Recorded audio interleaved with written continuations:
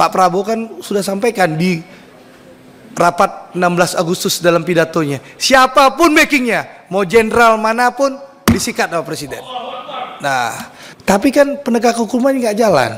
Nah, untuk itu Pak Dirut, saya minta Pak Dirut bicarakan sama pemerintah, bentuk tim satgas terdiri dari Pertamina, Kementerian SDM, ya Kemendagri, kepolisian, dan juga tentu TNI, sehingga tidak ada lagi backing yang menimbun dan nyolong BBM itu untuk industri. Kalau di kampung saya mungkin untuk industri sawit, industri tambang, atau yang lain-lain, supaya rakyat nggak menderita. Inilah contoh yang disampaikan oleh Pak Prabowo, itu kebocoran-kebocoran.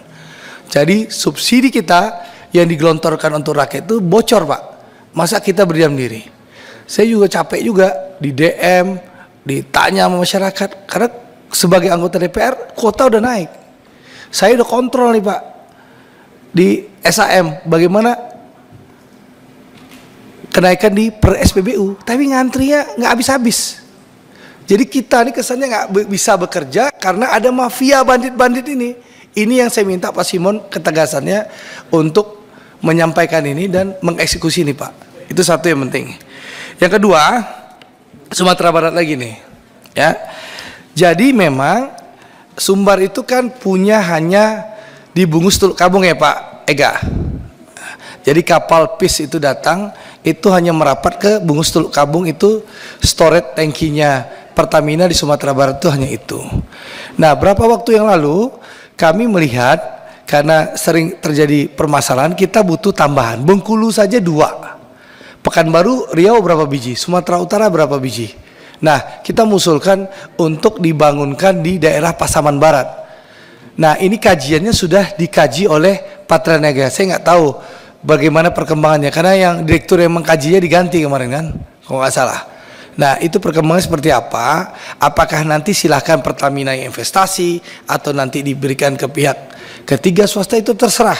Bagi kami masyarakat Sumatera Barat, kalau Bungus Teluk Kabung ini bermasalah, masih ada tempat SPBU BBM masuk Sumatera Barat Pak. Selama ini yang terjadi apa? Kita datangkan dari Pekanbaru Riau, ya jalan darat, datang dari Jambi dan dari daerah yang lain. Kalau kami bermasalah, kami nggak punya storage yang lain.